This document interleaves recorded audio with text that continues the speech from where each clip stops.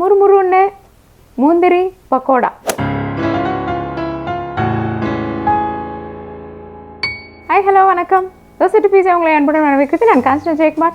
முறுமுறு பக்கோடாவில் எண்ணெய் அதிகம் குடிக்காமல் சோடா உப்பு சேர்க்காமல் ஆனால் அதே நேரத்தில் ரொம்ப ஆரோக்கியமாகவும் அருமையாகவும் இந்த முந்திரி பக்கோடா செய்யலாம். வாங்க. இப்போ நான் சொன்ன மாதிரி இது ரொம்ப சுலபமான ஒரு முறை. இதில் வந்து நம்ம என்ன பண்ண போகிறோம்னா கடலை மாவு மற்றும் அரிசி மாவை இப்போ ஒன்றா போட்டுக்க போகிறோம். உப்பு போட்டுக்கலாம், மிளகாய்த்தூள், மஞ்சள் தூள். நம்ம மஞ்சள் பொடியை வெறும் நிறத்துக்காக மட்டும் சேர்த்துக்கிறது இல்லைங்க. அதில் நோய் எதிர்ப்பு சக்தி அதிகமாக இருக்குது மற்றும் அது உடம்பு ஆரோக்கியத்துக்கு ரொம்ப நல்லது. அதனால நம்ம மஞ்சளை சேர்த்துக்கிறோம். இப்போ நம்ம சோம்பு சேர்த்துக்கலாம். இப்போ இது எல்லாத்தையும் நல்லா கலந்து விட்டுக்கலாம். இப்போ நம்மளுக்கு இதுக்கு ஒரு தனி மணம் தேவை இல்லைங்களா? அந்த மணத்துக்காக நம்ம என்ன பண்ண போகிறோம்னா புதினா இலைகள், பச்சை மிளகாய் மற்றும் இஞ்சி ஒன்று கொஞ்சம் சிறிய அளவு பச்சை மிளகாய் தான் சேர்த்துருக்கோம். ஆனால் இது வந்து எப்படின்னா ஒரு மணம் கொடுக்கறதுக்காக மட்டும்தான். அதனால் புதினா பிடிக்காது, புதினாவின் மணம் நம்மளுக்கு ஒத்துக்காது அப்படின்னு இருக்கிறவங்க என்ன பண்ணலாம், புதினாவை பச்சை மிளகாயை தவிர்த்துட்டு இதை நம்ம செய்யலாம். இப்போ நம்ம என்ன பண்ண போகிறோம்னா இந்த முந்திரி பருப்பில் சிறிதளவு தண்ணீர் ஊற்ற போகிறோம். இப்போ நம்ம என்ன பண்ண போகிறோம்னா 2 அல்லது 3 தேக்கரண்டி அளவிலான சுடு எண்ணெயை இதில் ஊற்ற போகிறோம். கை சுட்டுடாமல் கலந்து விடுங்க. இப்போ என்ன நடக்குதுன்னா எண்ணெயில் இருக்கும் கொழுப்பு சத்து என்பது இந்த மாவு முழுவதுமாக படருது. இந்த இடத்துல சோடாவை சேர்த்து இந்த மாவுக்கு ஒரு முறுமுறுப்பு தன்மையை அதிகமாக கொடுக்கணும்னு நினைக்கிறவங்க ஒரு சிட்டிகை சேர்த்துக்கலாம்.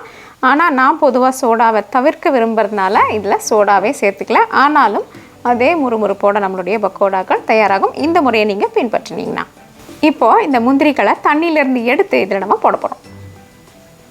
இந்த முந்திரிகள் மேலே தண்ணி இருக்கிறதுனால என்ன ஆகும்னா மாவு சுலபமாக இதில் ஒட்டிக்கும், பிடிச்சிக்கும். அப்போ நம்மளுக்கு அதிகமாக தண்ணீர் சேர்க்க வேண்டாம். கொஞ்சம் கொஞ்சமாக தான் தண்ணி சேர்க்கணும் இதுக்கு. இது பார்த்தீங்களா, இதுதான் சரியான பக்குவம். அதாவது மாவு நம்மளுடைய கைகளில் ஒட்டவில்லை, அதே நேரத்தில் ரொம்ப தளர்வாகவும் இந்த மாவு இல்லை. நீங்கள் இப்படி எடுத்து போடுற மாதிரி ஒரு பக்குவத்தில் மாவு இருக்குது.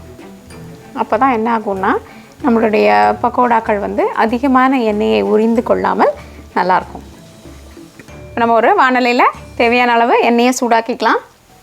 முதல்ல எண்ணெய் சூடாயிடுச்சான்னு சோதிச்சு பார்த்துக்கலாம். மிதமான தீ வச்சுக்கலாம்.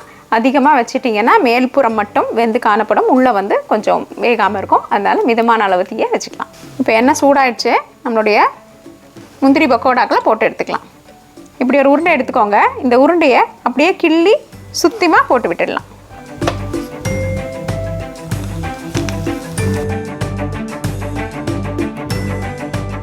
சிறிது பொறுமையாக காத்திருந்து திருப்பி விடலாம். சப்ஸ்கிரைப் பண்ணிட்டீங்களா நம்ம சேனலுக்கு? பண்ணிட்டவங்க சரி, பண்ணாதவங்க நிச்சயமாக இந்த முறை பண்ணிவிடுங்க. அப்போ தான் நம்மளுடைய பதிவுகளை தொடர்ந்து பார்க்குறதுக்கு வசதியாக இருக்கும். அதே நேரத்தில் அதில் இருக்கிற அந்த மணி போடப்பட்டிருக்கிற பெல் ஐக்கானை ஒரு அழுத்திட்டிங்கன்னா வெளியிட்ட அடுத்த நொடியே உங்களுக்கு அது தெரியப்படுத்திடும். இப்போ எண்ணெயின் கொப்பளிப்பு ஓரளவுக்கு அடங்கிடுச்சு. இப்போ நம்ம பக்கோடாக்கள் தயாராகிடுச்சு.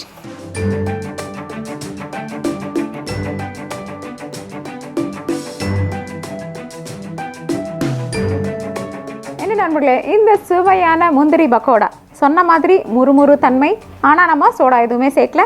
பார்த்தீங்களா, அருமையாக இருக்குது. இதை நீங்களும் செய்து பார்த்து உங்கள் குடும்பத்தோடு பகிர்ந்துக்கிட்டு உங்கள் கருத்துக்களை எங்ககிட்ட பகிர்ந்துக்கோங்க. தோசை டு பீஸா என்றென்றும் உங்கள் நாவிற்கும் வயிற்றிற்கும் நல்லதொரு சுவை.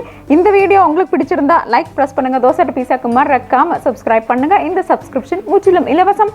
மற்றும் உங்களுடைய ரெசிபீஸ்க்கு dosa2pizza.com விஜயம் செய்யுங்கள். நன்றி, வணக்கம்.